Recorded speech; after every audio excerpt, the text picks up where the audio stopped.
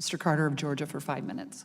Thank you, Madam Chair, and thank all of you for being here. Folks, what we do up here is important, but what you do is life-saving, and we recognize that. We appreciate all your efforts at that. I have the honor and privilege of representing the entire coast of Georgia, over 100 miles of coastline, where a third of the saltwater marsh in the country on the Atlantic coast is located. We have mosquitoes. We have them bad.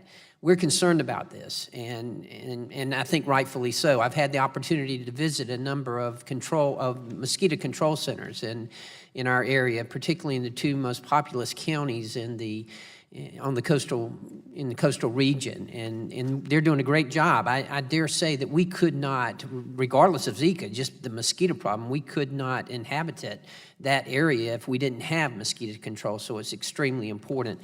I wanted to ask just a couple of questions real quick. And first of all, I have a question, Dr. Peterson, about the pregnancy register and registry, because from what I understand, and staff has told me, that there's some concerns that possibly it's not fully effective, and that the outcomes and we're not getting the outcomes that we should in the people that are listed. Have you got any concerns with it? Is there anything we can do to assist you to help with any problems you might be having with it?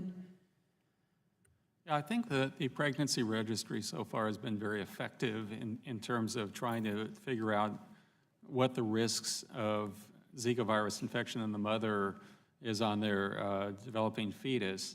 What we really don't know, and what we need continued support for, is trying to figure out the whole spectrum of illness associated with this virus. And that's just going to take time. Because what we know now is that some of the babies that may appear completely normal actually aren't.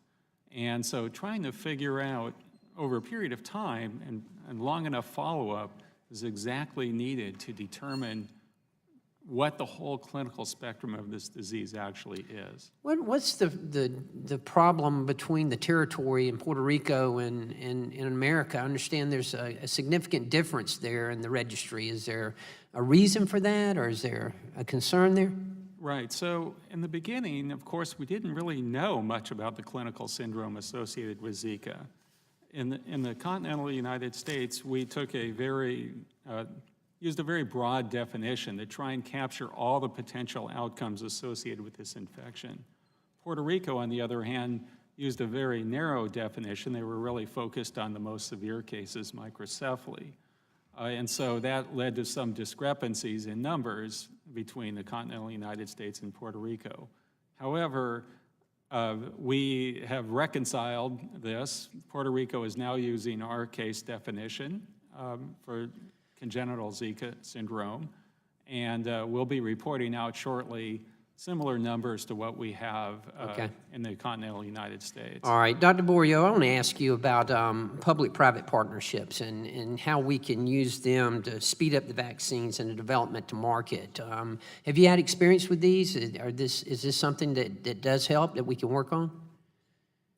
Sure, FDA has established public-private partnerships. I mean, this is very much a model that we work with to support the vaccine development. We have a important role as regulators, and we have to maintain some firewalls between us and the development. But I have to explain to you that our technical teams are deeply involved with all the different working groups that are developing vaccine and providing very much in real-time feedback and proactive guidance. Very quickly, any hurdles that you see that perhaps we can assist you with?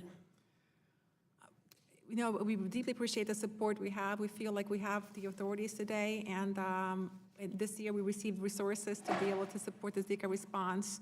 We're in pretty good shape. Thank you. Good. Very quickly, Dr. Bright, I wanted to ask you, it's my understanding in your testimony, you mentioned that you were working with a company in Brazil to come up with a vaccination. Just out of curiosity, their regulations and their licensing arrangements and clinical trial requirements, et cetera, are they significantly different from what we have here in America? Can you see of anything that we can do better here in America to help along this line? Thank you. They have an independent regulatory authority on visa.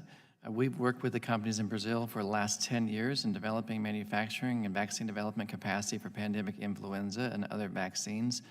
And we've also noticed they're very closely collaborating with our U.S. FDA. So there's an agreement between our U.S. FDA and the Brazilian Regulatory Authority that allows them to exchange information and best practices and protocols to accelerate the development of vaccines, actually in our country as well as theirs. Well, I'm encouraged to hear that. In fact, I want to compliment all of you. I'm encouraged for what I've heard today, and I appreciate your work on this. And from what I'm hearing, we're making progress. So thank you very much, and I yield back.